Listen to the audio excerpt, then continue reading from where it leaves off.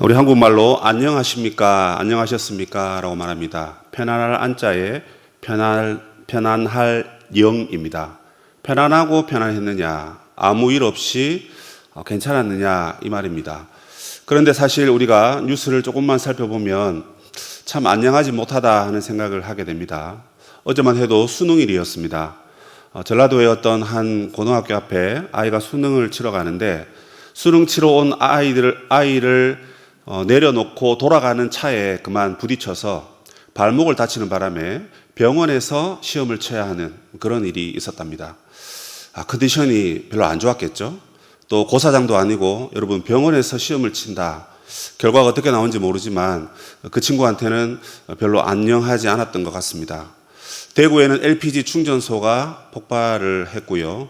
그리고 부산 해운대에는 멧돼지가 갑자기 출현을 했답니다. 멧돼지가 왜 바닷가에 어슬렁거리는지 모르지만 멧돼지까지 나타나고 여러 가지 사건 사고가 지금 우리 귀에 들립니다. 또 안타깝게도 3주 전에 이태원에서 큰 사고가 일어났고 그런 사고 또 그런 사건, 재난이라고 하죠. 이런 것들이 일어날 때 참 너무 마음이 무겁고 안타까운 생각이 많이 듭니다. 왜 이런 일이 자꾸 일어나는 걸까? 그리고 이런 일이 일어날 때마다 우리는 무엇을 생각해야 할까? 여러 가지 생각이 교차합니다. 어째서 이런 일이 무엇 때문에 일어날까? 특별히 이 사건을 통해서 하나님이 무엇을 뜻하신 걸까? 이런 생각도 우리 신자들은 해보게 됩니다. 그러나 이런 긍정적인 생각이 있는 반면 사실 또 뉴스를 보면 원인을 규명하자라는 그 미명하에 많은 사람들이 이 사건을 또 난도질하고 있는 것도 보게 됩니다. 그래서 저는 오늘 하나님 말씀을 통해서 우리가 이런 재난을 당할 때 성도들은 과연 어떤 생각을 하고 어떤 삶을 선택하고 살아야 하는지 그것을 살펴보고 함께 기도하고자 합니다. 우리가 경험하는 사건 사고와 재난은 크게 두 부류로 나눌 수가 있습니다. 하나는 천재지변이고요. 하나는 인재지변이라고 할 수 있습니다. 천재지변은 말 그대로 원하지 않았는데 갑자기 일어난 그런 사건이라고 할 수 있고요. 인재지변은 사람에 의해서 우리가 고난받고 고통받게 되는 것을 이야기합니다. 오늘 본문에도 그 두 가지가 나오는데 첫 번째 먼저 나오는 게 인재지변입니다. 당시 빌라도가 이 예루살렘을 이스라엘을 다스리고 있었는데 그 빌라도에 대항하는 사람들이 혁명을 일으키려고 했습니다. 그러니까 식민 통치를 당하고 있으니까 나라를 독립하고자 갈릴리 사람들이 혁명을 일으킨 겁니다.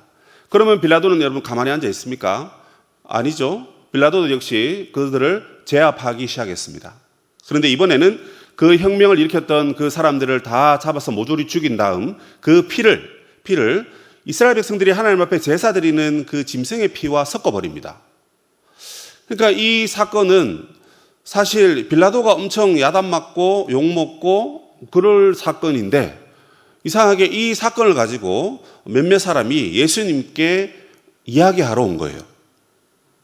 그래서 역사적으로 요세푸스에 의하면 빌라도가 매우 폭정을 했고 또 많은 폭동가들이 있었기 때문에 이렇게 강력한 철권 통치를 하지 않으면 안 되었다. 이런 증거를 갖고 있기는 합니다. 그런데 여러분 이 사람들이 이제 죽고 난 다음 그들이 죽은 것이 과연 그들의 죄 때문에 죽은 것 아닙니까? 라고 예수님께 이제 이야기를 한 거죠.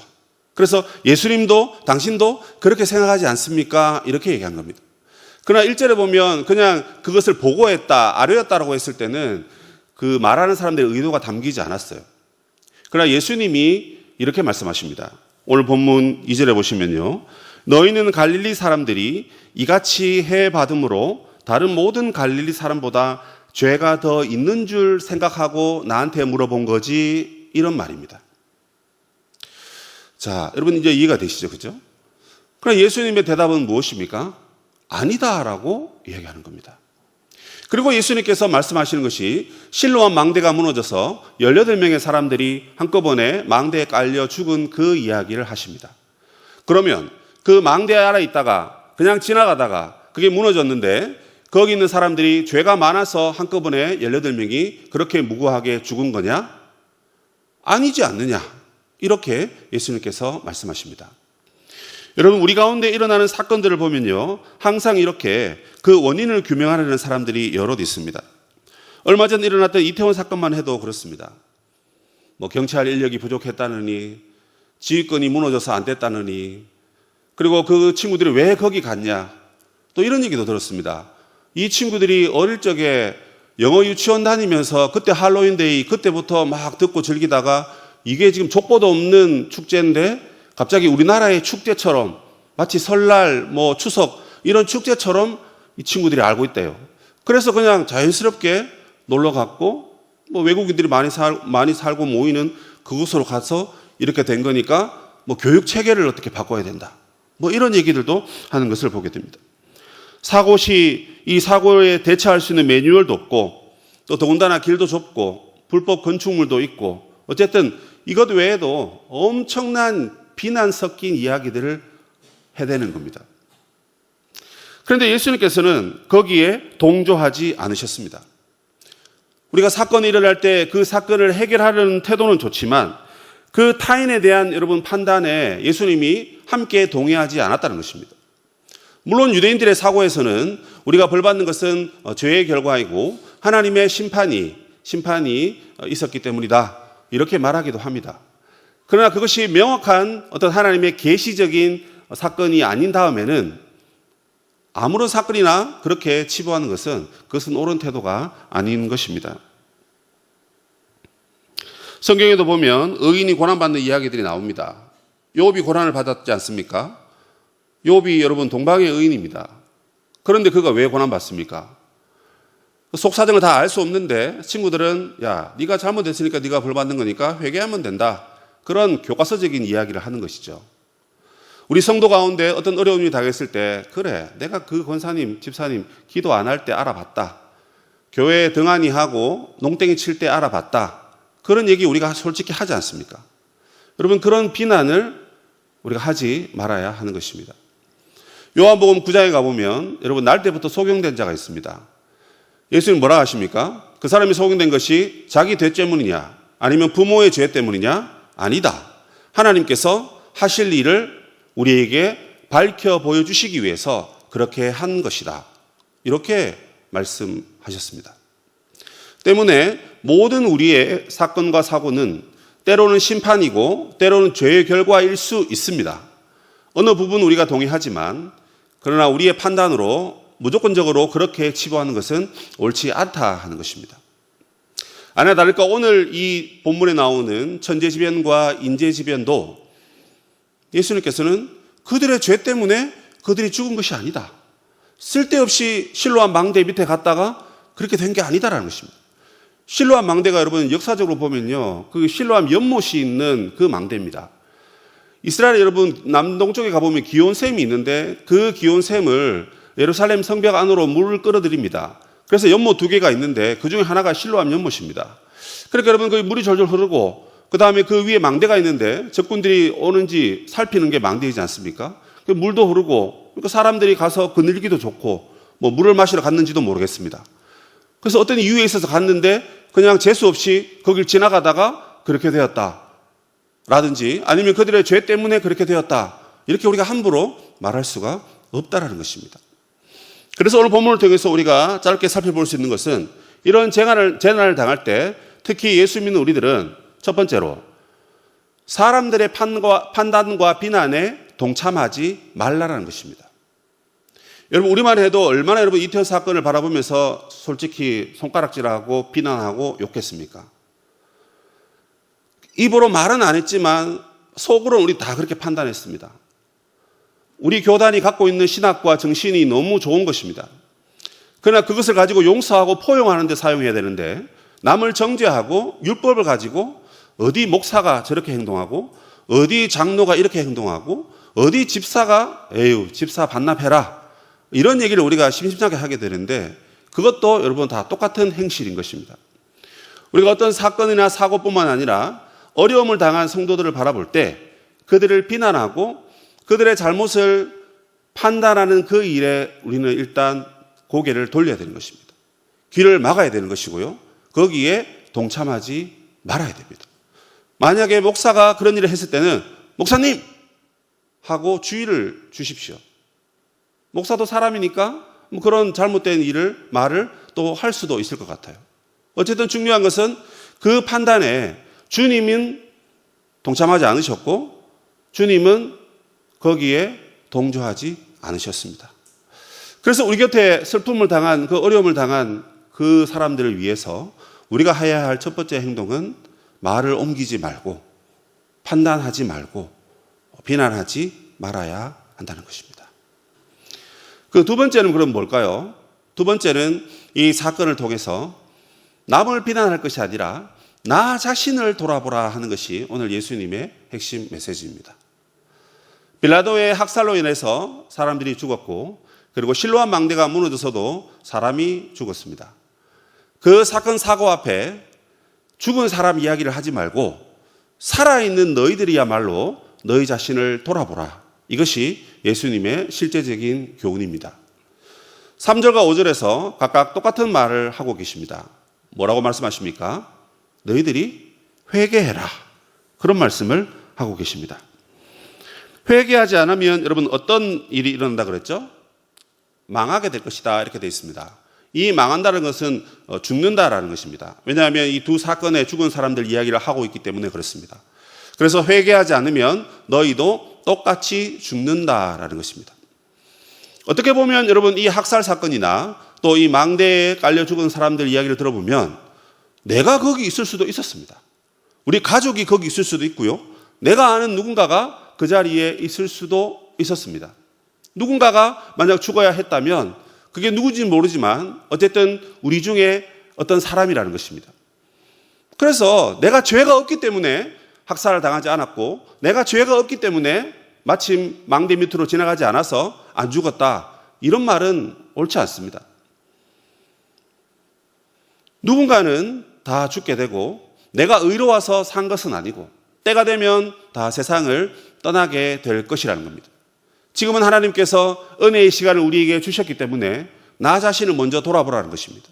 그리고 그들이 죽음을 맞이했던 것처럼 우리도 곧 머지않아 죽음을 맞이할 것입니다. 그렇기 때문에 그 이전에 먼저 자기를 판단하라는 것입니다. 자신을 돌아보라는 것이죠. 자기를 점검하라는 것입니다. 그래서 회개를 이야기하고 있습니다. 그런데 여러분 이 회개 메시지는요, 예수님의 아주 중요한 메시지였습니다. 세례 요한이 먼저 전했고 예수님도 전하셨고 그리고 예수님의 제자들도 파송을 받을 때 회개의 메시지를 전했습니다. 누가복음에 가보면 여러분 70명의 제자를 파송하는데 그때 회개하지 않는 고라와 베세다에게 회개해라 그런 말을 하기도 했습니다. 예수님이 많은 기적을 일으키니까 예수님으로부터 표적을 구했습니다. 예수님 뭐라 말씀하십니까? 요나의 표적밖에는 내가 너희들에게 보여줄 표적이 없구나. 역시나 예수님이 회개를 말씀하셨습니다. 이 회개는 여러분 심판날을 앞두고 우리가 반드시 행해야 할 자세입니다. 1절에 보시면 그때 마침 이렇게 되어 있습니다. 이때가 언제냐면 12장 마지막 구절 있는 그 이야기를 하실 때에 몇몇 사람이 빌라도의 학살 이야기를 예수님께 하러 온 것입니다. 그럼 지금 예수님 뭐를 말씀하시고 있냐면 너희가 지금 시대를 잘 분별해라 이 말씀을 하고 계셨어요. 하늘을 보고 구름이 몰려오면 비가 온다는 것을 너희들이 알지 않느냐.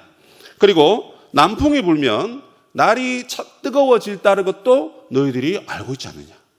그리고 누가 너희를 고발하여서 재판장에게 가게 되는데 재판장에게 같이 재판장으로 갈 때에 그 고발한 자와 고발당한 너가 서로 화해해라 이 말을 그 바로 위에서 하셨습니다. 왜요? 화해하지 않으면 가서 재판장이 재판하고 벌을 내릴 것이기 때문에 심판을 당할 것이기 때문에 심판받기 전에 어서 그 길에서 화해해라는 것입니다. 예수님께서 이 땅에 다시 오셔서 세상을 심판하실 때가 곧 옵니다. 그렇기 때문에 너희들도 그 사람들의 죽음 앞에 여러 가지 말을 붙이지 말고 조용히 골방에서 너 자신을 돌아보라는 것입니다. 회개하라는 것이죠. 그럼 구체적으로 회개가 무엇인지를 설명하고 기도하겠습니다. 우리가 아는 회개는 여러분 크게 두 종류로 우리가 나누어서 이야기할 수 있죠. 물론 이것이 이제 하나로도 볼 수 있는데 교리적으로는 이제 두 개로 볼 수 있습니다. 하나는 구원을 얻는 회개입니다. 그래서 마음을 돌이키고 삶을 돌이키는 것입니다. 절대 여러분 내가 그렇게 해야 되겠다 이것만은 회개가 아닙니다. 이거 내가 이렇게 해야 되겠구나 하고 깨달은 다음 메모하는 것까지도 좋습니다. 행동이니까요. 그 다음에 여러분 그 행동이 그 자리를 일어나서 실제적으로 그렇게 일어나야 되는 것입니다. 내 이웃을 내 몸과 같이 사랑하라. 내가 아프면 병원 가고 약 짓고 여보 내 아파 맞는 거 해줘 이렇게 하잖아요. 그런데 내 이웃을 여러분 내 몸과 같이 사랑하랍니다. 그러면 남이 아프면 그 이웃도 내가 아픈 것처럼 내가 돌보고 사랑해야 된다는 것입니다. 그것을 내가 깨달았습니다. 메모했습니다. 집에 가서 아픈 분을 위해서 기도했다든지 그들을 찾아서 신방을 했다든지 아니면 소고기라도 한 근 끊어서 함께 나누었다든지 여러분 그게 회개입니다. 마음과 행동이 같이 가는 겁니다. 마음 없는데 여러분 행동이 올바르지 않고요. 행동이 없는데 여러분 마음만 있다 해서 그 사람이 정당하다고 인정받지도 않습니다. 저 사람이 나에게 말할 때도 마음이 있는 말을 하는 건지 아니면 없는 말을 하는 건지 우리 다 압니다. 누군가가 여러분과 대화할 때 이분이 진심인지 진심이 아닌지도 여러분 마음이 있으시니까 마음이 통하면 다 알지 않습니까? 회개는 그런 것입니다. 그런데 여러분 예수 믿지 않는 사람이 하는 회개가 있고요. 예수 믿는 사람이 하는 회개가 있습니다. 예수 믿지 않는 사람의 회개는 뭐냐면 말 그대로 예수님께로 돌아가는 삶입니다. 주님 저는 죄인입니다. 저를 용서하시고 저를 구원하소서 하고는 이제 회개를 얻는 구원을 얻는 회개가 바로 믿지 않는 자들의 회개입니다. 그럼 믿는 사람들은요. 우리가 구원받았지만 성화에 이르기 위해서 날마다 하나님 앞에 회개하고 부르짖고 용서를 구하는 것이 또한 회개인 것입니다. 그래서 우리가 구원 얻는 회개는 한 번만 하면 되지만 성화에 이르는 회개는 날마다 해야 됩니다. 날마다 하는 것이 가장 몸에 좋고 영적 생활에도 좋습니다. 그래서 오늘 이 회개하라는 이 말씀을 들으실 때 내가 아직 예수님을 알지 못했다 그러시면 내가 이제 내 삶을 돌이켜서 예수를 따르는 삶을 살아야 되겠구나 이렇게 생각하시면 됩니다. 그리고 여러분들이 만약에 예수님을 믿고 계신다면 내가 지금 예수 믿는 길로 잘 가고 있는지 자기를 돌아보면 됩니다. 말만 번지르르 했는지 마음만 가득했는지 이 두 가지가 동시에 주님께로 향하고 있었는지 더군다나 나는 직분 맡은 자로 그 직분에 합당한 삶을 살았는지 직분만 그냥 갖고 있지 그에 합당한 삶을 살지 않았다면 역시나 그분들도 회개해야 됩니다. 그래서 주님께서 너희가 너희 자신을 돌아보고 심판날 앞에 회개해라. 이것이 오늘 예수님께서 저와 여러분에게 주시는 말씀인 것입니다. 사랑하는 우리 성도 여러분, 우리가 회개하게 되면요, 내가 나를 위해서 살지 않습니다. 누굴 위해서 사느냐? 가장 먼저 주님을 위해서 살게 됩니다. 그리고 주의 나라를 위해서 살게 되고요. 주의 나라가 하는 일에 내가 관심을 가지고 동참하게 됩니다. 나는 지금 내가 은혜가 필요하니까 교회 와서 은혜는 받습니다. 그래서 내가 힘난다 하고는 자기를 위해서 살아요. 왜 그렇습니까? 내가 필요해서 울부짖기 위해서 하나님께 나왔는데 회개했는데 은혜를 주시더라는 겁니다. 그래서 너무 기뻐요. 돌아가서 여전히 자기 자신을 위한 삶을 계획합니다. 그래서 내일부터 내가 힘내서 이거 해야지, 저거 해야지. 내가 돈 벌어서 하나님께 헌금해야지. 내가 힘이 있을 때, 돈 벌 때 주님께 헌신해야지. 그런 분이야말로 오늘 이 말씀을 여러분 마음에 새겨야 되는 것입니다. 우리가 여러분 인재 지변만 당하지 않았고 천재 지변만 당하지 않았지만 언젠가 여러분 우리가 변을 당하든지 아니면 자연사로 돌아가시게 되든지 하나님 앞에 설 날이 오는 것입니다. 그러나 오늘 이 말을 듣고도 여전히 나는 내 은혜 받는 데는 마른데 주님을 위해서 살고자 하는 마음은 여전히 제자리 걸음이라면 회개 안 한 겁니다.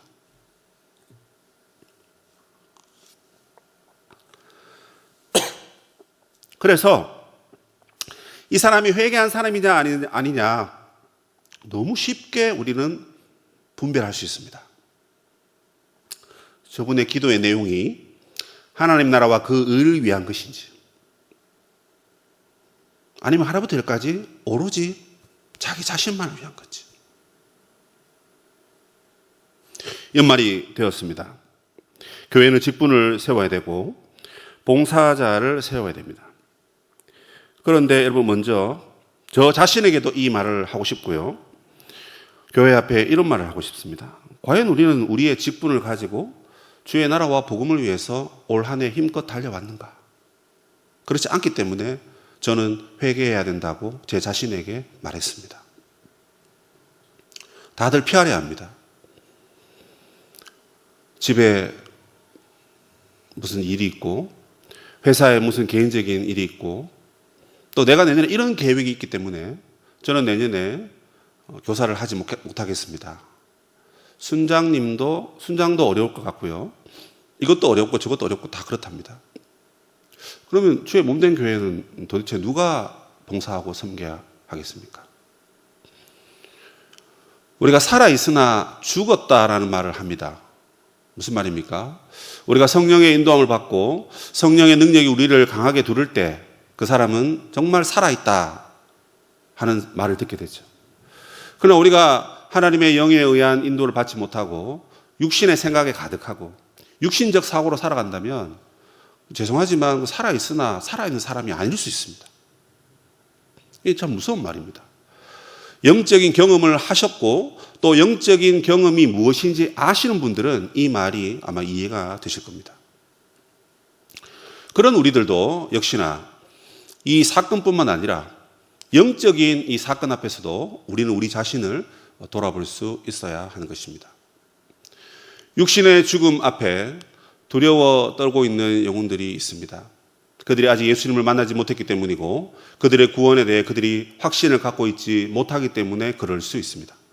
그러나 저와 여러분은 이미 구원받았고 이미 하나님의 성령이 저희들을 천국으로 이끌고 있는 것을 믿고 있습니다. 그런데도 여전히 우리가 우리 자신을 위해서 산다면 회개하고 주님께로 돌아가야 합니다. 예수님께서 지금 천국 복음을 가르치셨는데 듣고 있는 여러분들이 그 천국 복음을 향하여 반응을 해라. 심판날이 이제 가까웠다. 그러니까 지금이라도 받아들이고 믿고 주님의 길을, 제자의 길을, 하나님 나라와 그 의를 위해서 살아가라. 이것이 예수님의 메시지입니다. 얼마 전 일어났던 그 이태원 사건은 정말 우리 교회가 우리 스스로를 잘 돌아보는 그런 계기와 사건이 되어야 한다고 생각합니다. 물론 그들의 슬픔을 빙자하여 여러 가지 이야기를 하고 싶은 건 아닙니다. 반드시 교회는 그 사건뿐만 아니라 여러 사건을 우리가 볼 때에 비난하지 말고 판단하지 말고 우리 자신을 먼저 하나님 앞에 세우는 것이 중요하다고 생각합니다. 먼저 믿은 우리들이 여러분 회개의 자리로 나아갑시다. 이미 죄 용서 받았고 이미 다 구원받았습니다. 그러나 여러분의 삶의 자리에서 하나님이 원하시는 삶을 아직까지 거부하고 계시는 것이 있다면 여러분 그걸 받아들이는 것이 회개입니다. 그냥 우리가 회개하니까 자꾸만 죄 이야기만 하고 그 죄 용서만 구하는데 사실은 하나님의 음성에 민감하게 반응하지 않고 그 음성에 순종하지 않고 그 부르심에 나아가지 않는 것도 역시나 우리가 회개해야 될 내용인 것입니다. 믿지 않는 자들은 믿음으로 나아가시고 믿은 여러분들은 직분의 자리, 봉사의 자리, 교회가 원하고 함께 섬기기를 바라는 그 자리로 주님이 부르실 때 여러분들이 함께 마음을 돌이켜서 여러분 그 길로 가야 하는 것입니다. 그런 의미에서 어쩌면 여러분 이 인터넷으로 예배를 방송하는 것도 참 이제 그만해야 되지 않을까 하는 생각을 하게 됩니다. 너무 편하거든요. 모이지 않아도 틀면 나오고 누르면 볼 수 있고 그런 거잖아요. 물론 몸이 불편하셔서 어쩔 수 없이 그렇게 하셔야 되는 부분들은 이해가 되지만 그렇지 않는 분들마저 이제 그런 유혹에 빠져서 그냥 신앙생활이 조금 느슨해지고 너무 자유로워지는 그런 시대가 되어버렸는데 앞으로 아마 이런 건 더 심화될 겁니다. 그러니까 여러분 그 자리에 박차고 일어나 예배당에 나오는 것도 일종의 회개가 아닐까 생각을 해봅니다. 어쨌든 여러분 우리는 이런 모든 우리 개인적인 사건이라든지 또 국가적인 전 세계적인 전쟁이나 이런 사건 사고들 앞에서 내가 지금 예수 잘 믿고 있는 건가? 내가 지금 하나님 나라 위해서 힘껏 살고 있는 건가? 여러분 우리 자신을 한번 살펴보시고 또 회개할 것은 회개하고 버릴 것은 버리고 또 내가 순종해야 될 것은 하나님의 음성에 따라서 잘 순종하셔서 회개에 합당한 열매를 맺고 살아가는 지혜로운 우리 서울시민교회 성도님 되시기를 주님의 이름으로 부탁드리겠습니다.